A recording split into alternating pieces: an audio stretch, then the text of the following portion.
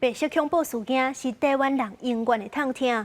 为着让民众对威权统治有更较深的认识，国家人权博物馆甲文创业者合作是做伙出册，小解当年无共族群、无共阶层的民众抵抗行动。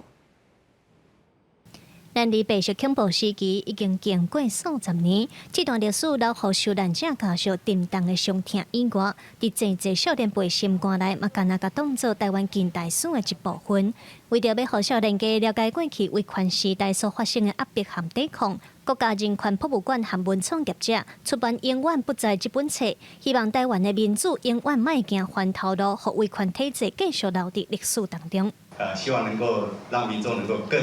认识、更了解过往的威权体制，还有所谓的百孔，还有转型正义的过程，那转型正义很重要，就是说我们要认知真相，那我们要正义、真相跟赔偿，还有永远就不要再发生，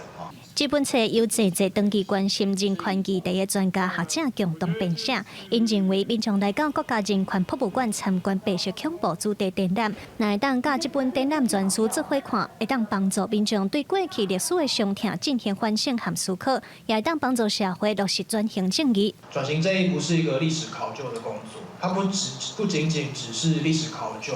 它必须要让所有学科都卷动起来，然后让社会大众共同参与。也许我们是一个很美好的时代，但是也许就是因为这个时代太过美好，而让我们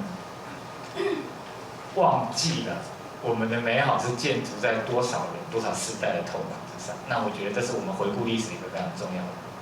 原因。作者希望透过这本册记录历史的教示，让咱面对过去、面对未来，互捌经历过白色恐怖的少年辈，通去思考威权统治所制造的伤痛，了解人权的珍贵。记者林旭凯台北报道。